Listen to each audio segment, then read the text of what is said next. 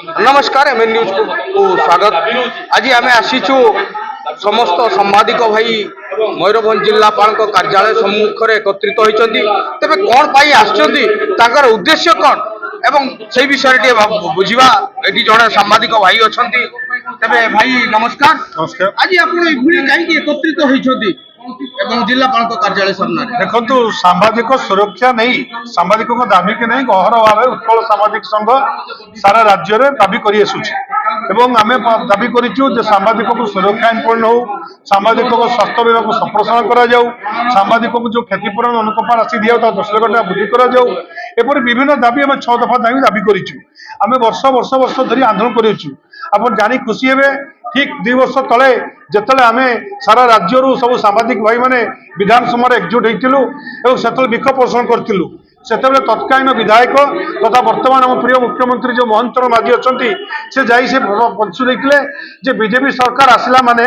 संगे साई सांबादिक दाबी पूर्ण हम मात्र 2 वर्ष पूर्ण होगा आसी सांबादिक प्रति एवं नजर दि जाऊनी तेणु आज सांबादिक मैंने मुख्यमंत्री के उद्देश्य जिलापाल दायित्व प्रदान कर दाबी पूरण करने चाप पकड़। ठीक अच्छे आपन परिचयटा मु गौरदास गिरी इंडियन इंग्लिश पेपर डीसी अच्छी तब आज आपंकर जो मेमोरेंडम देले कौन चाहूँ memorandum very sorrowful life very crisis condition आम बर्तमान स्पेंड करूँ बहुत दुखर विषय जो दिवारात्रि आम जो दिन रात्रि जो आम न्यूज परिवेशन करूँ खरा शीत वर्षा किसी खातिर न करी जो अपहंच दूरतार जो सरकार जो अनुदान पहुँची पारुनी ताकू कौ जगार प्रोब्लेम रोची ताकू आनी आम डिपार्टमेंट रे पहुँचाऊँ किंतु आमर जो लाइफ ये जो बहुत रिस्क फैक्टर रोची आमर जो परिवार रोची भरण पोषण आम बर्तमान कौन आम पाखे किसी से भाया पंथा ना तेणु सरकार आमर जो दाबी रोची दाबी को मानि नेले आम बहुत उपकृत हेबू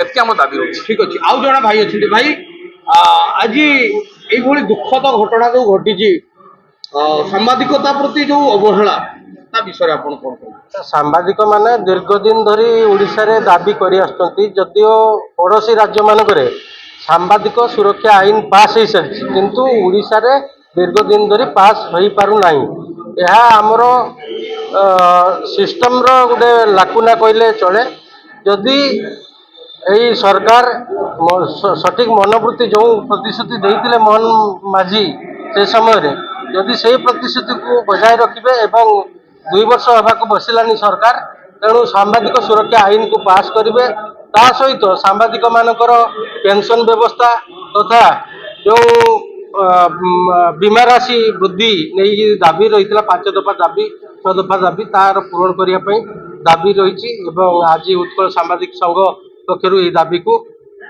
जिलापाल जरिया मुख्यमंत्री उद्देश्य सरकार कौन कौन सब चाहूँ देखु प्रथमे तो मुझे बड़ भाई आपणकर कथा को मुझे अस्वीकार करूनी कि मुझे गोटे कथा कहि सांबादिक सी आरंभ सशक्त कहीं पाखे किसी भी न थाए कलम खंडे दे था से माँ बीणापाणी दया तो से कलम मुनरे से विप्लव आनीपे आ से विप्लव जो कथा आपण मैंने देखी गोटे 24 वर्षर सरकार को धराशायी करिकी गोटे नुआ सरकार को आनी ये से कलमर कर्तृत्व बा कलम कृतित्व या आपण कि मु कि समाज रे कहीं भी अस्वीकार करें ना तो से ही कलम पुणी शाणित न हो सरकार विरोध में न बरसु पुणी सरकार दुर्दिन न आसु परिवर्तन जगतर नियम से सरकार थिले आज ये सरकार अच्छा सांबादिक मानकर कलम मुनरे सरकार आसीचंती बोली सरकार निजे स्वीकार कर सरकार जो प्रतिश्रुति देइथिले जे मु सरकार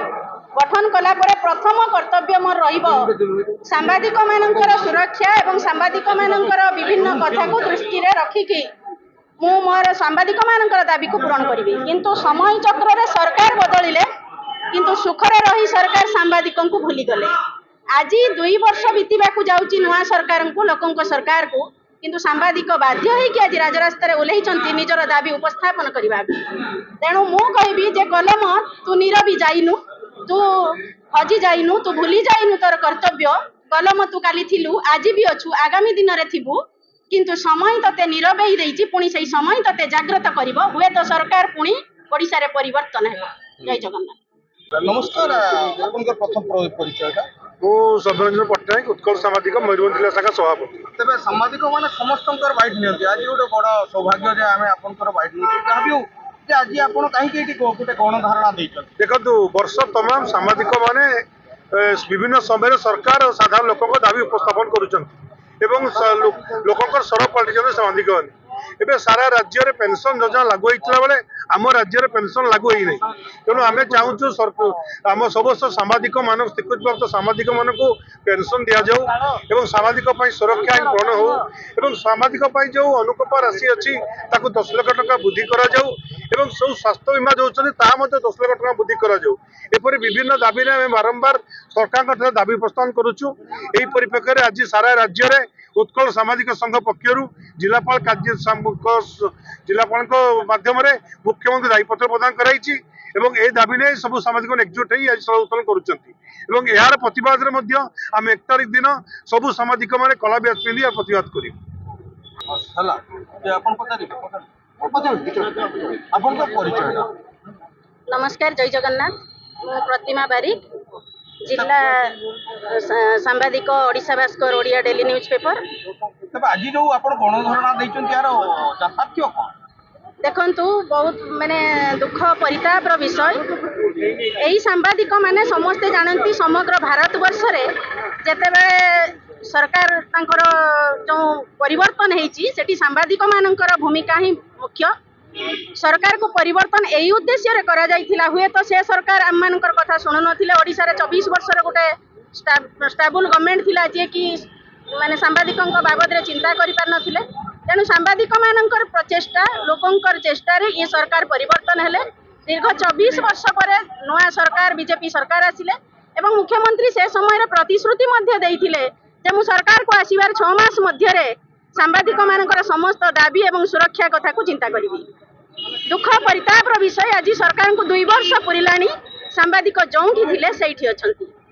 ଗଣତନ୍ତ୍ରରେ ଚତୁର୍ଥ ସ୍ତମ୍ଭ କୁହାଯାଏ ନାଁକୁ ମାତ୍ର, କିନ୍ତୁ ସାମ୍ବିଧାନିକ ବିଧିବଦ୍ଧ ଭାବରେ ଆମେ କୌଣସି ଚତୁର୍ଥ ସ୍ତମ୍ଭର ଭୂମିକା ନିଭାଉନା।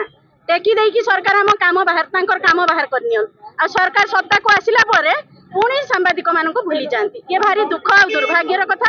ଆମର ଯେଉଁ ଉତ୍କଳ ସାମ୍ବାଦିକ ସଂଘ ପକ୍ଷରୁ ଯେଉଁ ରହିଛି 6ଟା ଦାବି ରହିଛି ଯେ 25 ବର୍ଷରୁ ଉର୍ଦ୍ଧ୍ୱ ସନ୍ତାନ ସନ୍ତତି ଏବଂ ବୃଦ୍ଧ ପିତାମାତାଙ୍କୁ ସାମ୍ବାଦିକଙ୍କ ଯେଉଁ ବୀମାଭୁକ୍ତ ତାଲିକାଭୁକ୍ତ କରାଯାଉ। ଯେତେବେଳେ ବି ଆମେ ସୁଦୂର ଭୁବନେଶ୍ୱରକୁ ଯାଉଛୁ ଗ୍ରାମାଞ୍ଚଳର ସାମ୍ବାଦିକ ମାନେ, ସେଠି ଯେଉଁ ରହିଛି ଆମର ରହିବା ଏବଂ ଖାଇବାରେ ବହୁତ ପଇସା ଖର୍ଚ୍ଚ ହୁଏ। ରହଣି ଗୋଟେ ଭାରି ଟେନସନ ଆମ ପାଇଁ। ତେଣୁ ସରକାର ସେଠି ଗୋଟେ ସାମ୍ବାଦିକଙ୍କ ପାଇଁ ସୌଧ ନିର୍ମାଣ କରନ୍ତୁ, ଯେଉଁଠି ସାମ୍ବାଦିକ ମାନେ ତାଙ୍କର ଯେଉଁ ରହିକି ତାଙ୍କର ଯେଉଁ ଖବରକାଗଜ ସମ୍ବନ୍ଧୀୟ କାର୍ଯ୍ୟକଳାପ ସାରିକି ସୁରୁଖୁରୁରେ ଆସିପାରିବେ ଏବଂ ସେଇ ଯାତ୍ରା ସହଜ ହେଇପାରିବ। ଆଉ ସରକାରଙ୍କୁ ମୋର ଶେଷରେ ଗୋଟେ ନିବେଦନ ରହିବ ଯେ ସମସ୍ତେ କହୁଥିଲେ ଯେ ସରକାରଙ୍କର, ଏବେ ବି ଆମେ ସାମ୍ବାଦିକ ଦୃଢ଼ତାର ସହିତ କହିବାକୁ ଚାହୁଁଛୁ ଯେ ସରକାର ଆପଣଙ୍କର ପ୍ରତିଶ୍ରୁତି ପାଣିର ଗାର ନ ହଉ, ଏହା ପଥରର ଲକୀର ହଉ। ଆପଣଙ୍କୁ ଅନୁରୋଧ ରହିବ ଆଜି ଗଣମାଧ୍ୟମ ସଂଗଠନ ମାଧ୍ୟମରେ ଏଇ ରାଲିରେ, ଏଇ ବିକ୍ଷୋଭରେ ଆପଣ ନିହାତି ଏଇ ସାମ୍ବାଦିକ ମାନଙ୍କର ଅଳି ଅର୍ଦଳି ଶୁଣିବେ ଏବଂ ଆମର 6 ଦଫା ଦାବିକୁ ନିଶ୍ଚିତ ପୂରଣ କରିବେ ବୋଲି ଆମେ ଆଶାବାଦୀ।